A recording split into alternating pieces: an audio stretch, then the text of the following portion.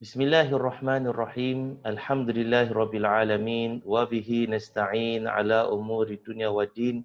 Wassalatu wassalamu ala asyrafil anbiya'i wal mursalin sayyidina Muhammadin wa ala alihi wa sahbihi ajma'in.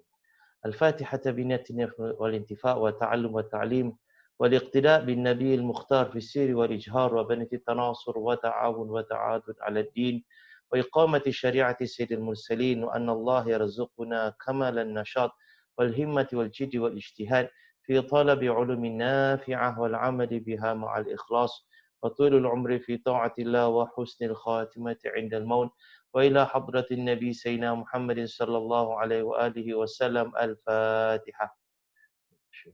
بسم الله الرحمن الرحيم الحمد لله رب العالمين الرحمن الرحيم مالك يوم الدين إياك نعبد وإياك نستعين اهدنا الصراط المستقيم صراط الذين أنعمت عليهم غير المغضوب عليهم ولا الضالين آمين. بسم الله الرحمن الرحيم الحمد لله رب العالمين اللهم صل وسلم على سيدنا محمد وعلى آله وصحبه أجمعين اللهم ارزقنا يا رب فهم النبيين وحفظ المرسلين وإلهام الملائكة المقربين في عافية يا أرحم الراحمين وصلى الله على سيدنا محمد وعلى آله وصحبه وسلم والحمد لله رب العالمين. Assalamualaikum warahmatullahi wabarakatuh. Muslimin dan muslimat dirahmati Allah, kita teruskan pengajian kita terhadap asbabun nuzul, iaitu sebab-sebab penurunan ayat-ayat Al-Quran dan surah-surah Al-Quran. Dan pada kuliah yang lepas kita telah sampai kepada atau kita baru mula berkenaan dengan jenis-jenis asbabun nuzul. Dan kita telah lihat kepada jenis yang pertama, penguraian jenis yang pertama, jenis yang kedua. Dan secara umumnya bahawasanya jenis asbabun nuzul ni ada tiga. Pertama, bahawasanya ayat Al-Quran itu diturunkan tanpa bersebab. Allah SWT saja nak turunkan, maka turunlah ayat tersebut ataupun surah itu. Dan majoriti ayat Al-Quran adalah termasuk dalam bahagian ini. Iaitu jenis ini iaitu diturunkan tanpa sebab yang tertentu. Hanya Allah SWT yang ingin turunkan dan telah Allah SWT tentukan daripada azali akan diturunkan pada waktu-waktu yang sekian. Jenis yang kedua, ayat Al-Quran dan juga sama ada ayat atau surah Al-Quran ini diturunkan kerana sesuatu peristiwa yang berlaku. Dan sebahagian ayat Al-Quran dan juga surah Al-Quran diturunkan kerana sesuatu peristiwa. Contohnya yang telah saya huraikan pada kuliah yang lepas, iaitu surah Al-Lahab. Surah Al-Lahab diturunkan kerana peristiwa Abu Lahab mencaci Rasulullah sallallahu alaihi wasallam, anak saudaranya sendiri. Dia mencaci maki kerana Rasulullah sallallahu alaihi wasallam mengajak orang-orang Quraisy untuk mentauhidkan Allah Subhanahu wa taala. Jadi turunnya surah Al-Lahab tersebut kerana peristiwa cacian Abu Lahab terhadap Rasulullah sallallahu alaihi wasallam. Jadi ini jenis yang kedua, contoh jenis yang kedua. Jenis yang ketiga pula, kalau kita lihat di sini, ialah ayat Quran itu diturunkan kerana apa? Kerana pertanyaan. Pertanyaan diajukan oleh manusia kepada Rasulullah sallallahu alaihi wasallam yang mana Rasulullah sallallahu alaihi wasallam tidak ada jawapannya. Maka Rasulullah sallallahu alaihi wasallam menunggu wahyu yang diturunkan oleh Allah Subhanahu wa taala sebagai jawapan kepada soalan yang ditanya.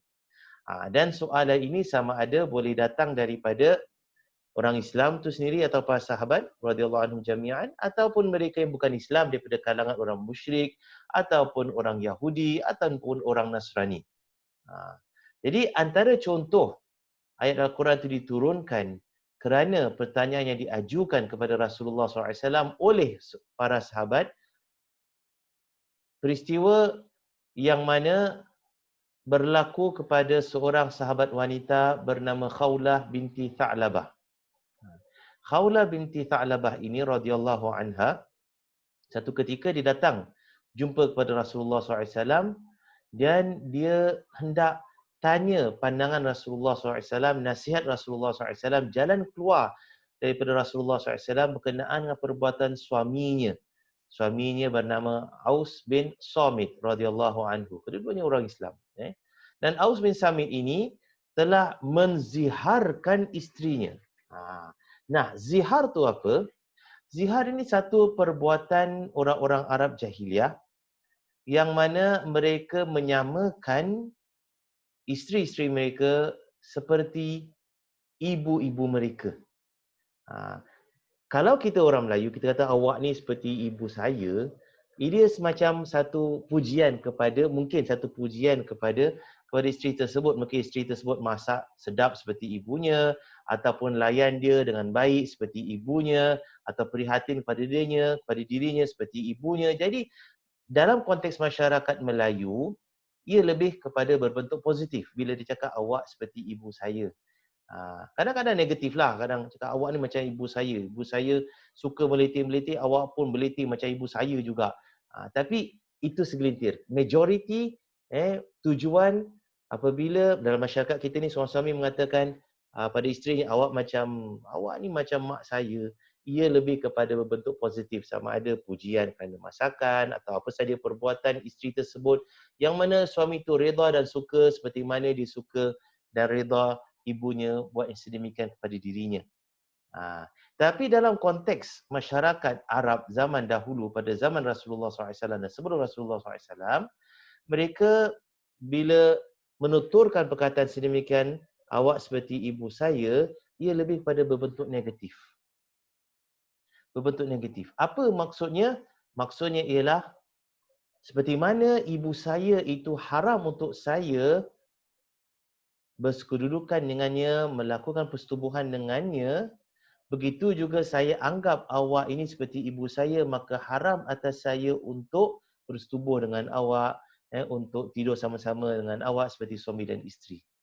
Erti kata lain, si suami itu bila menyatakan awak seperti ibu saya, dia itu mengharamkan isterinya atas dirinya. Kerana dia anggap sekarangnya isterinya itu haram seperti haramnya ibunya, haram ibunya kepada dirinya untuk lakukan perbuatan seperti suami dan juga isteri. Jadi ia lebih pada berbentuk negatif. Dan lafaz khas yang digunakan oleh orang-orang Arab ketika tersebut ialah apa?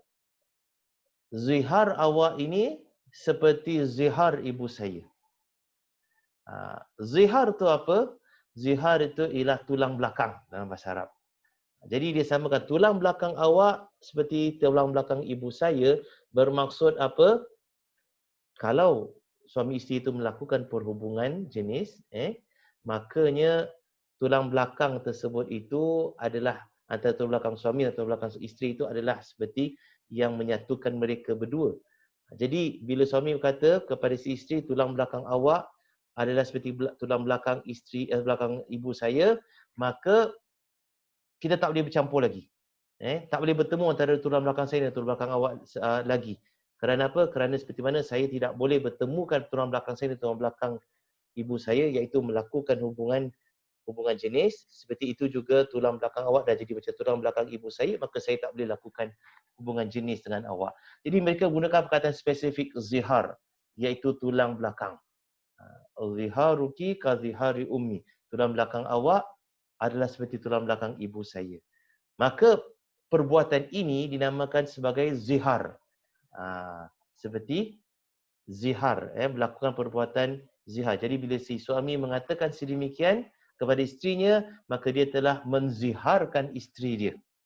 Bukan menzahirkan itu menyatakan atau membawa kepada kenyataan. Tapi menziharkan iaitu apa? Menjadikan zihar si isteri, tulang belakang si isteri tersebut seperti zihar ibunya, iaitu tulang belakang ibunya, bermaksud haram mereka berdua untuk melakukan persetubuhan lagi.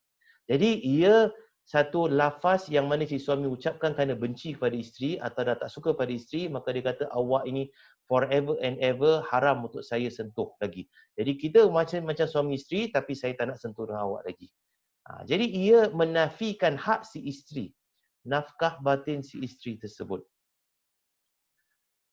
Apabila seorang Arab melakukan atau menyatakan sedemikian, maka tradisi orang Arab jahiliah atau orang Arab secara umum ketika tersebut ialah apa? Forever and ever, selama-lamanya mereka itu haram untuk bersetubuh. Jadi walaupun mereka itu suami isteri, tapi mereka tak boleh lakukan persetubuhan lagi. Apabila si suami dah lafazkan sedemikian. Mereka tak cerai, tak bercerai, si suami tak ceraikan isterinya, tapi dia pegang isterinya, tapi dia menzalimi isterinya dengan cara dia tidak beri nafkah batin kepada si isterinya itu lagi selama-lamanya. Nafkah zahir dia berikan, nafkah batin dia tidak berikan lagi. Jadi apabila Aus bin Samit melafazkan sedemikian kepada isterinya Khawlah binti Tha'labah, engkau punya tulang belakang seperti tulang belakang ibuku, maka Khawlah faham ini kata-kata suaminya adalah seperti cerai yang tidak cerai, bergantung tanpa tali.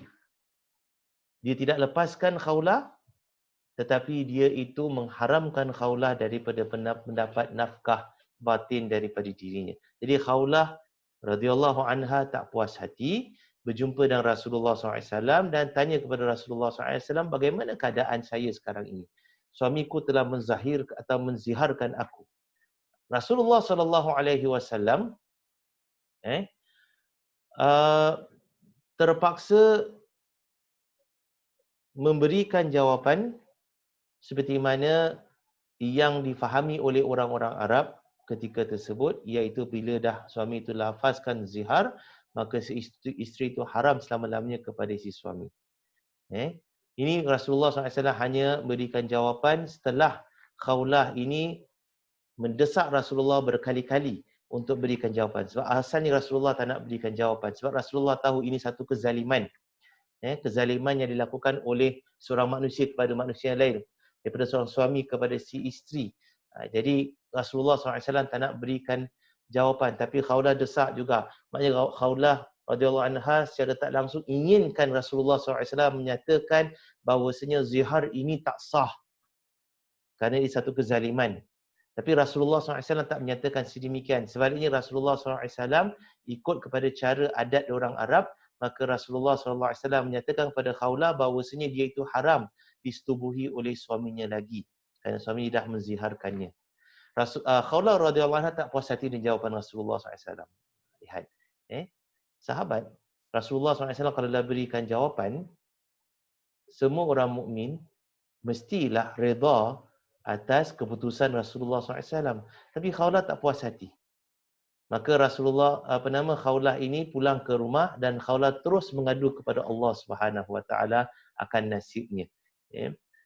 Dia rasa dizalimi oleh suaminya. Tak dilepaskan oleh suaminya, tapi tak diberikan nafkah batin oleh suaminya. Haram selama-lamanya dirinya untuk suaminya sentuh lagi. Jadi dia mengadu straight kepada Allah Subhanahu Wa Taala. Dan Allah Subhanahu Wa Taala jadikan peristiwa ini sebagai apa? Sebagai sebab untuk menurunkan hukum berkenaan dengan zihar.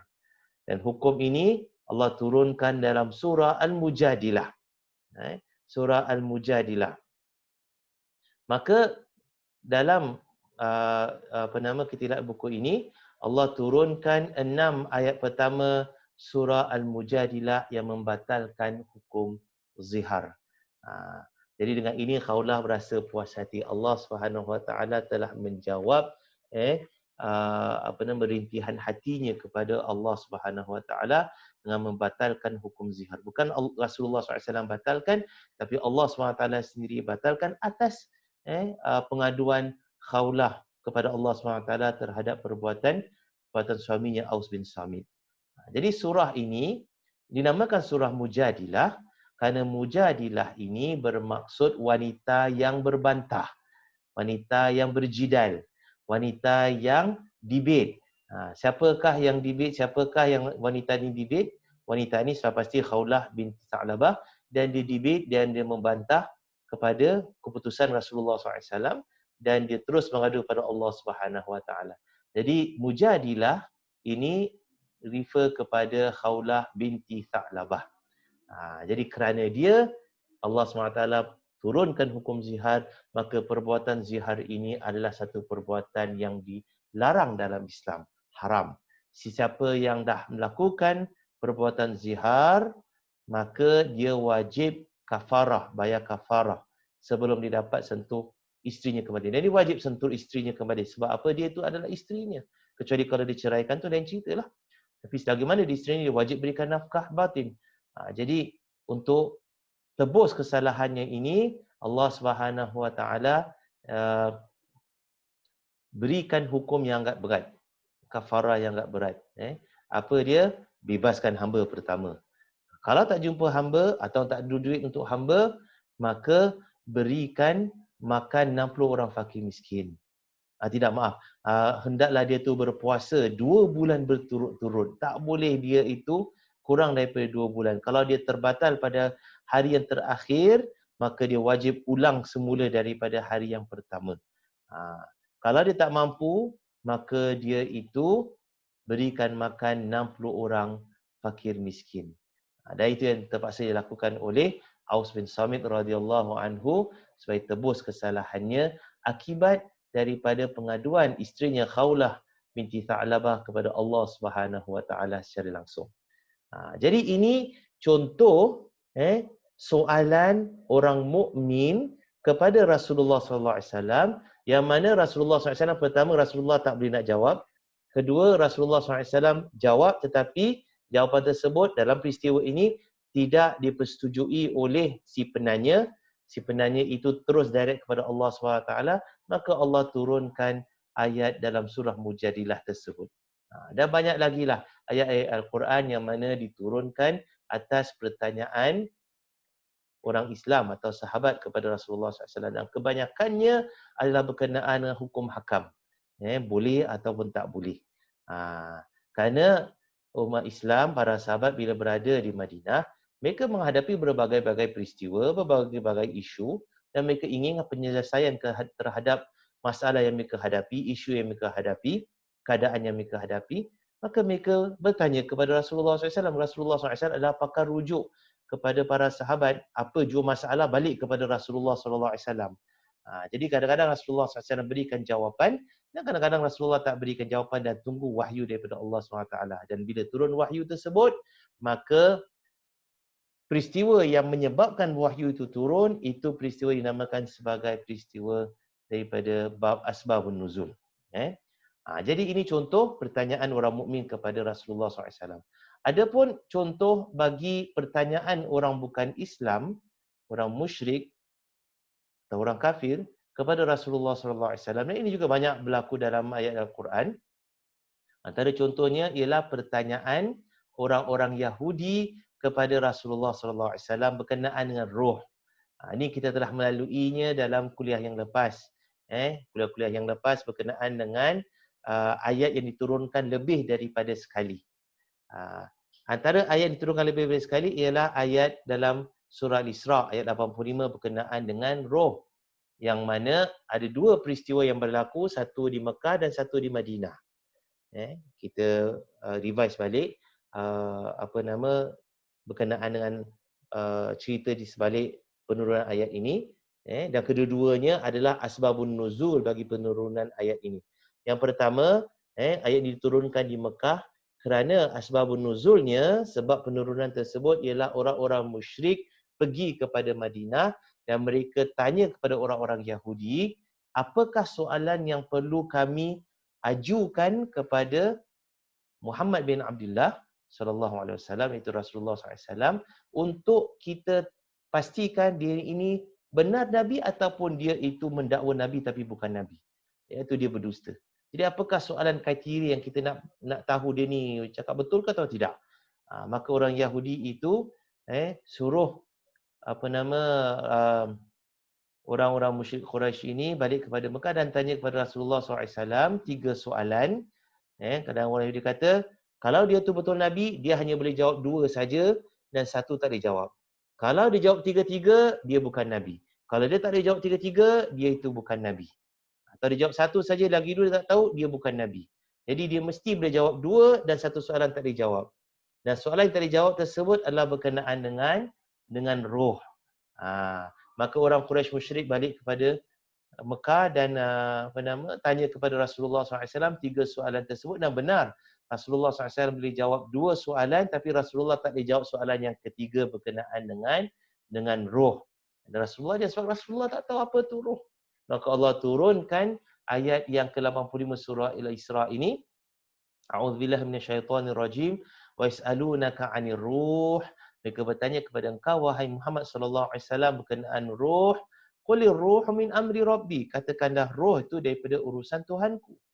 Wa ma utitum minal ilmi illa qalila. Dan kamu tidak diberikan ilmu itu melainkan sedikit sahaja.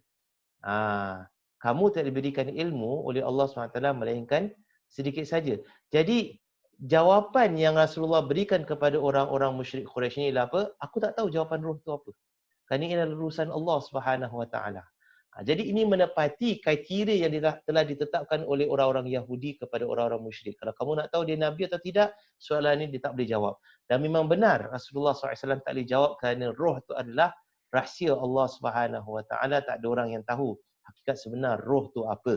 Kita boleh andaikan, kita boleh speculate, tapi kita tidak tahu hakikat sebenarnya kerana itulah rahsia Allah Subhanahu Wa Taala. Jadi orang Quraisy musyrik tahu, ini benar-benar Nabi, tapi tetap mereka tidak mahu beriman. Ramai daripada mereka tetap menolak ajaran Rasulullah SAW. Atas apa jua sebab?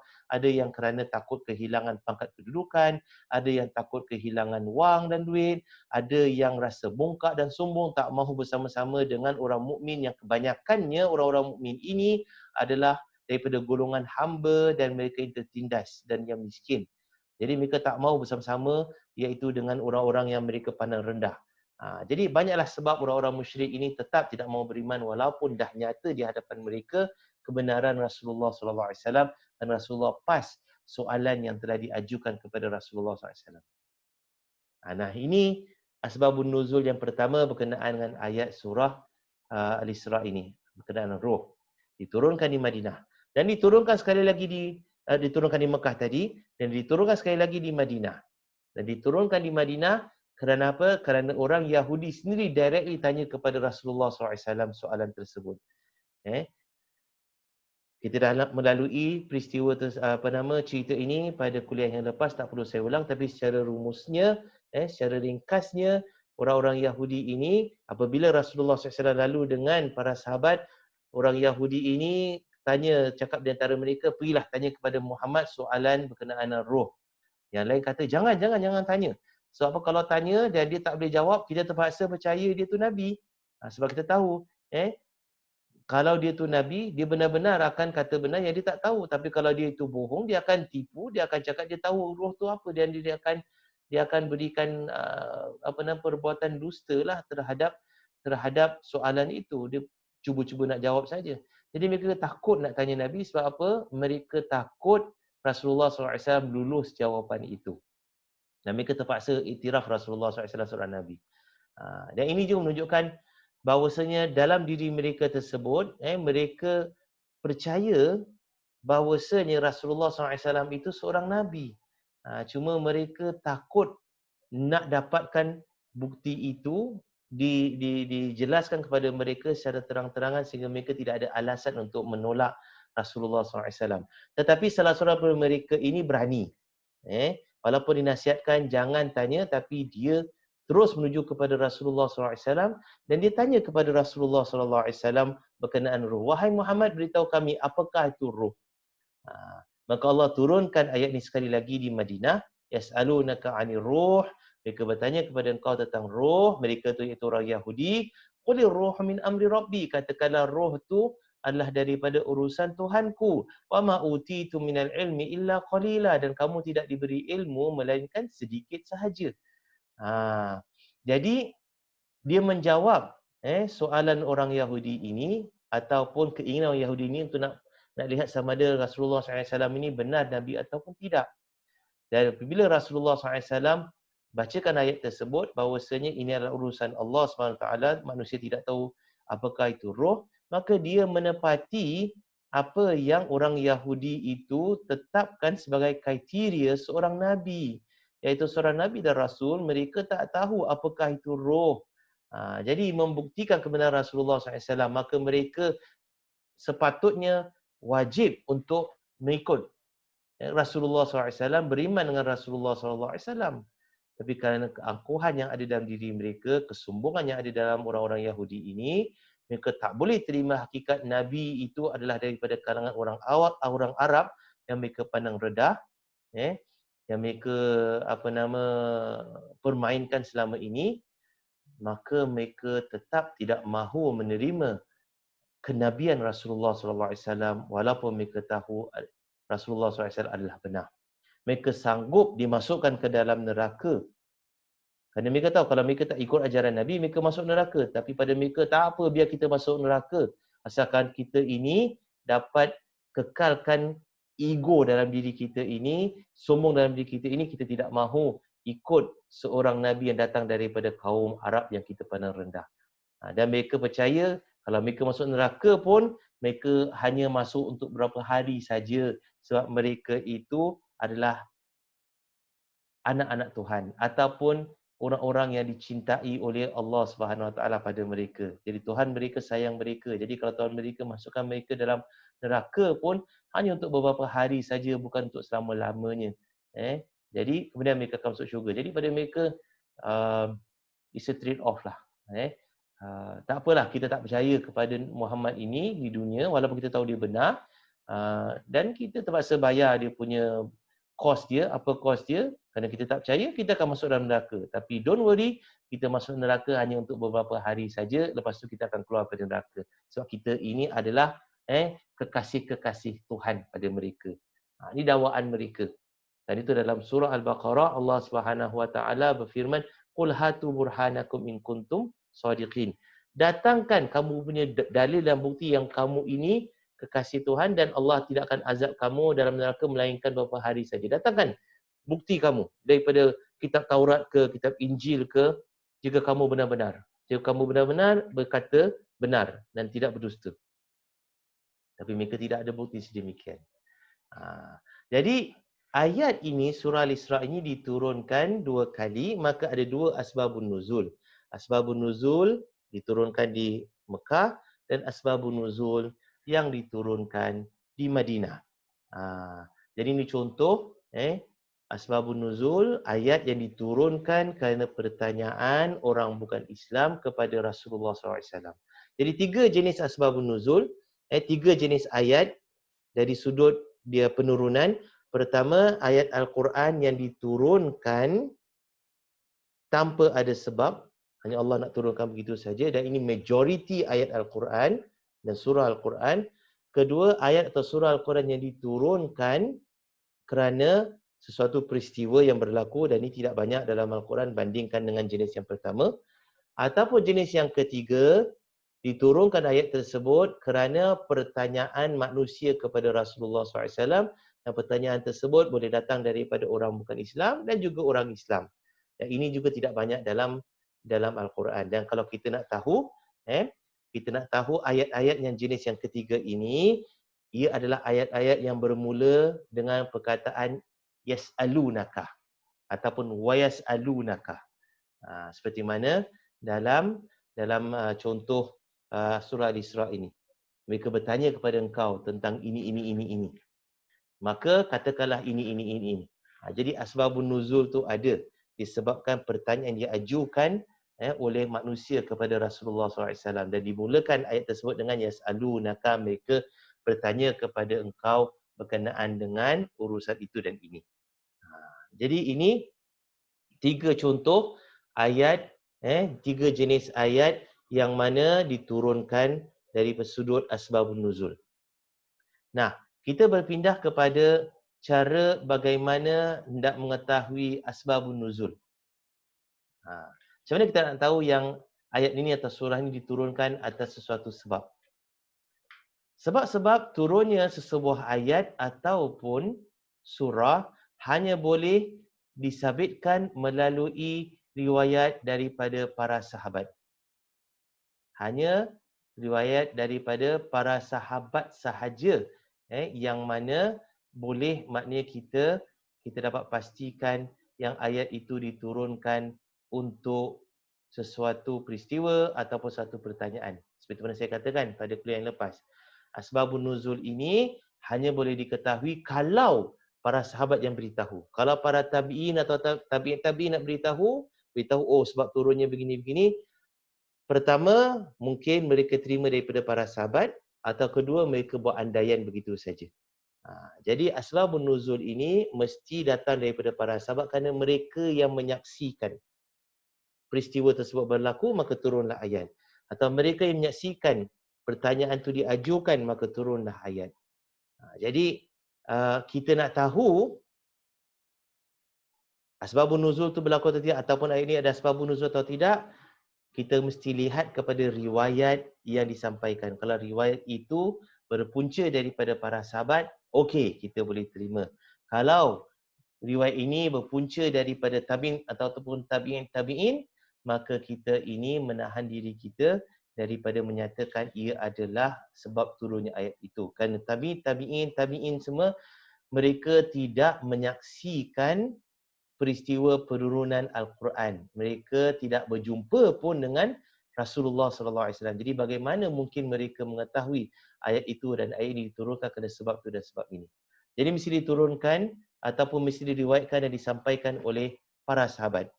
Dan para sahabat menyampaikan asbabun nuzul ini melalui 3 cara. Cara yang pertama ialah sahabat yang meriwayatkan asbabun nuzul ini adalah sahabat yang memang terbabit langsung dalam peristiwa yang menyebabkan ayat itu diturunkan. Dia sendiri kata, ayat ini diturunkan kerana aku. Aku yang lakukan itu, maka ini diturunkan. Atau aku yang tanya kepada Rasulullah SAW, maka ayat itu diturunkan.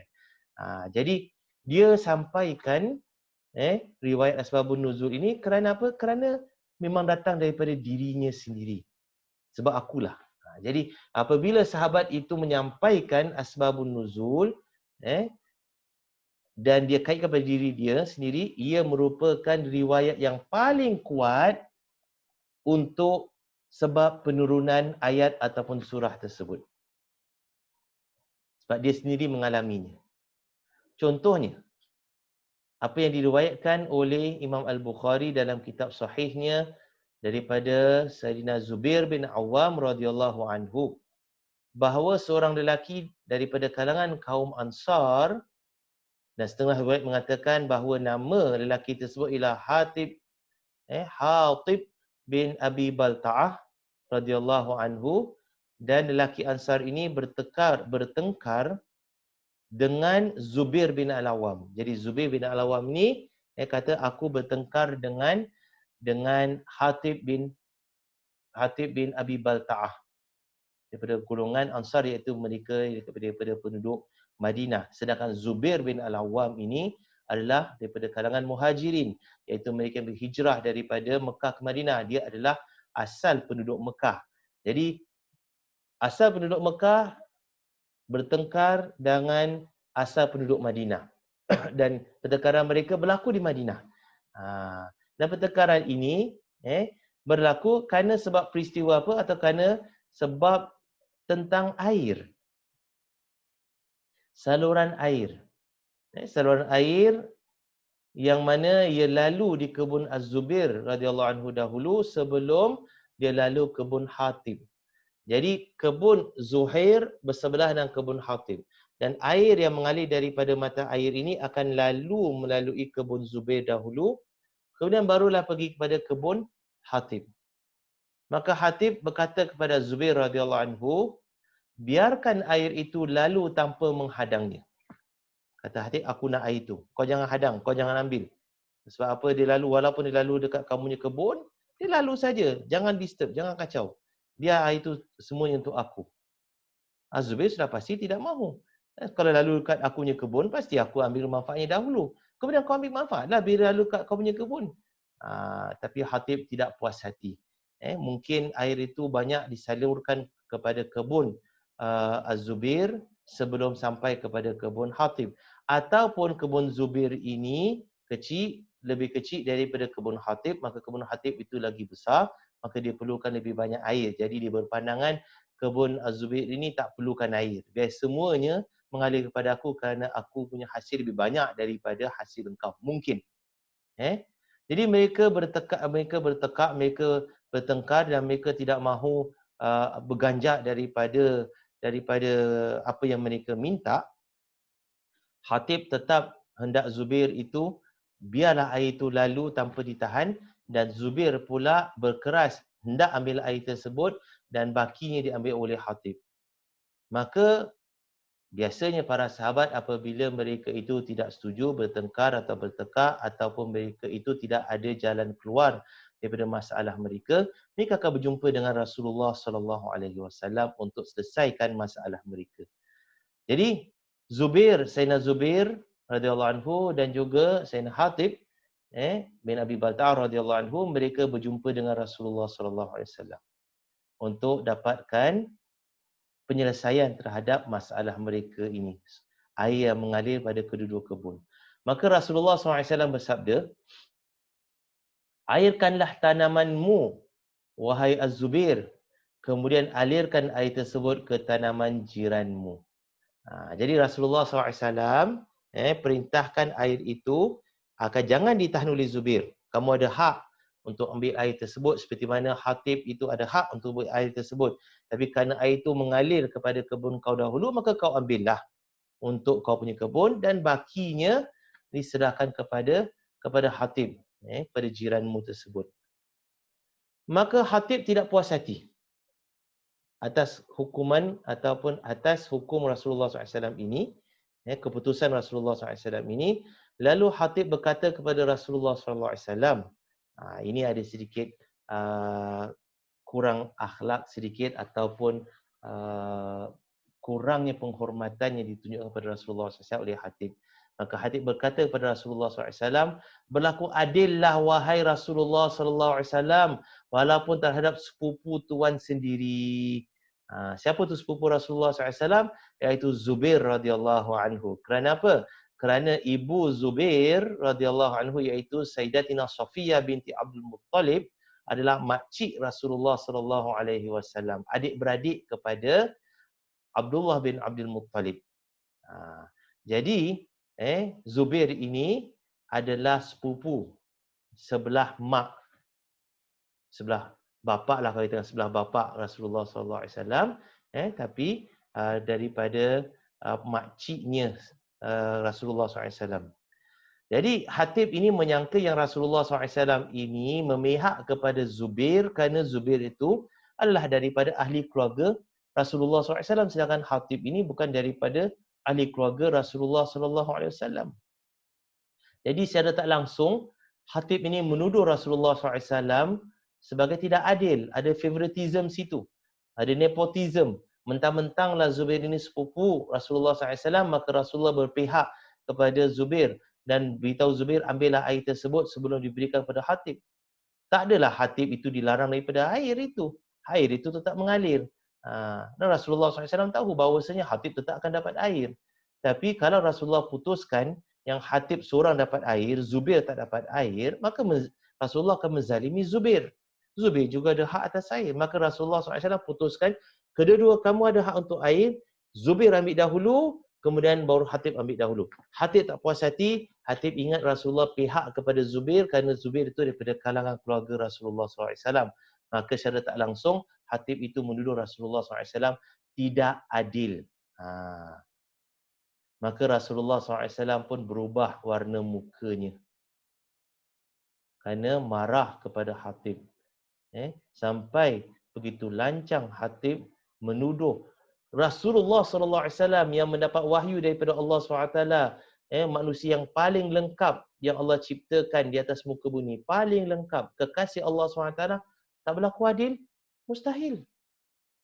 Tak masuk akal. Kalau orang Quraisy, musyrik ke orang kafir menuduh Rasulullah SAW sedemikian, itu lain cerita. Sebab apa? Mereka memang tak percaya Rasulullah SAW. Ini Hatib, seorang sahabat Nabi yang beriman pada Rasulullah SAW, yang mana Allah SWT dah perintahkan dalam Al-Quran, dalam surah Ali Imran, Ya ayyuhalladzina amanu ati'u Allah wa ati'ur Rasul wa ulil amri minkum. Wahai orang-orang yang beriman, ta'ala kepada Allah dan ta'ala kepada Rasul. Dan ta'ala kepada pemerintah atau penguasa daripada kalangan kamu. Jadi kewajipan taat kepada Rasulullah SAW itu ada. Dan diperintahkan oleh Allah Subhanahu Wa Taala sendiri, tapi Hatib agaknya lupa ayat ini. Maka Hatib tidak puas hati dengan keputusan Rasulullah SAW. Jadi Rasulullah marah. Bagaimana boleh seorang Muslim mukmin mengingkari perintah nabinya? Maka Rasulullah SAW hendak ajar Hatib ini jangan biadab, jangan kurang hajar, kerana percakapannya tersebut menuduh Rasulullah tak adil itu boleh menyebabkan imannya terkeluar daripada dirinya. Apabila seseorang Muslim itu menuduh Rasulullah SAW tidak adil, maka ia boleh menyebabkan imannya tercabut daripada dirinya. Dia wajib mengucap kalimah syahadah kembali dan memeluk agama Islam kembali. Jadi untuk mendidik khatib ini, Rasulullah SAW terus perintahkan kepada Zubair agar apa? Airkanlah tanamanmu wahai Al-Zubair. Kemudian tahan air itu sehingga ia telah betul menyerap dalam akar pokok kurma engkau.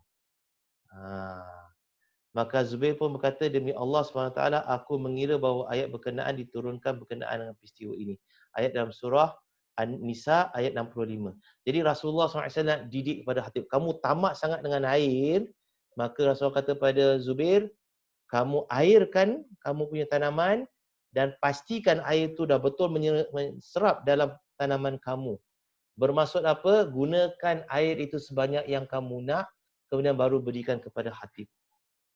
Kalau tadi awal Rasulullah SAW kata, kamu ambil mana yang kamu perlu dan jangan lupa khatib itu perlukan air juga.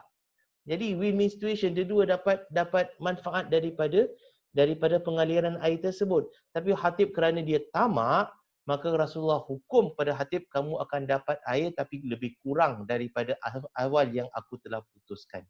Kalau awal aku putuskan, air itu akan tetap mengalir kepada kamu.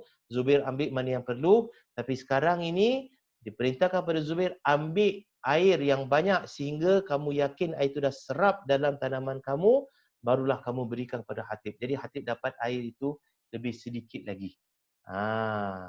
Maka Zubair kata bahawasanya diturunkan ayat Al-Quran dalam surah An-Nisa ayat 65 dan Zubair kata ayat ini aku kira, aku percaya kerana peristiwa aku yang peristiwa aku bergaduh dengan khatib berkenaan dengan saluran air tersebut. Dan ayat ini berbunyi apa? A'udzubillahi minasyaitonirrajim. Bismillahirrahmanirrahim. Fala wa rabbika la yu'minun hatta yuhakkimuka fima syajara bainahum. Thumma la yajidu fi anfusihim harajan mimma qadaita wa yusallimu taslima. Yang mana bermaksud, maka demi Tuhanmu, fala wa rabbika, demi Tuhanmu, iaitu Allah SWT, wahai Muhammad SAW, mereka itu tidak disifatkan beriman, iaitu orang-orang mukmin, para sahabat ini, khususnya Hatib dan juga Zubair ini, dan siapa yang ikut cara mereka, tidak dianggap beriman sehinggalah mereka itu menjadikan engkau sebagai hakim yang memutuskan perselisihan di antara mereka. Jadi orang mukmin atau para sahabat, kalau mereka menghadapi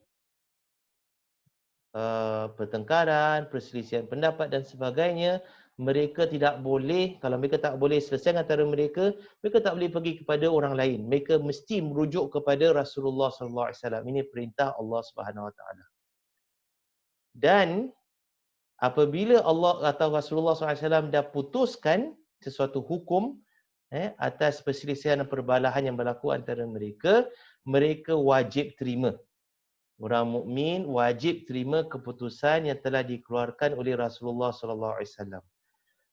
Dan orang mukmin ini tidak akan merasa iri hati dalam diri mereka, tidak merasa berat atas apa yang telah Rasulullah SAW hukumkan. Mereka terima.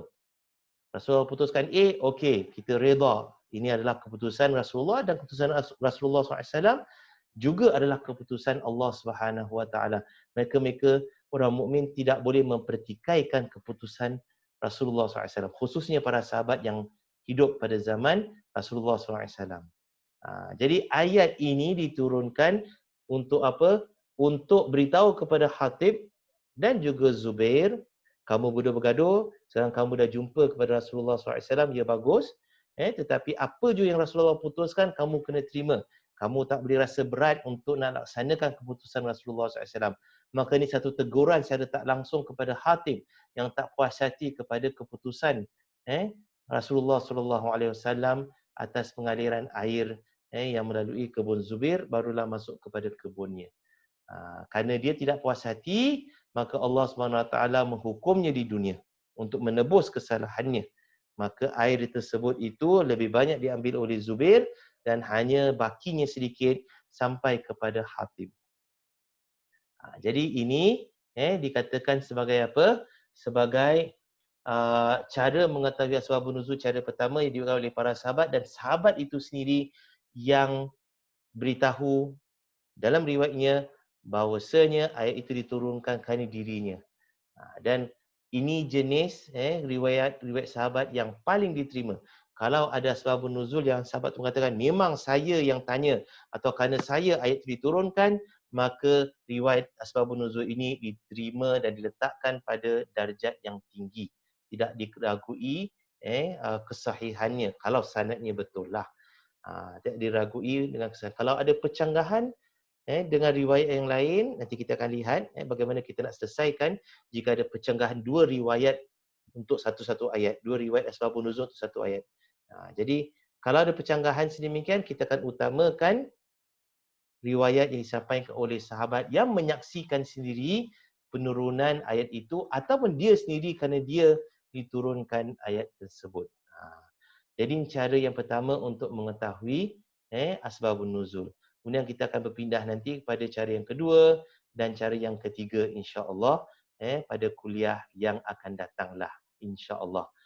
Jadi kita sampai di sini dahulu kuliah kita. Insya-Allah pada kuliah yang akan datang kita akan bersambung pada cara-cara yang lain pula. Wallahu a'lam bissawab. Al-Fatihah hadratin Nabi Sayyidina Muhammadin sallallahu alaihi wasallam wa ila arwahil muslimin wal muslimat wal mu'minin wal mu'minat. Syai'un lillahi lahumul Fatihah.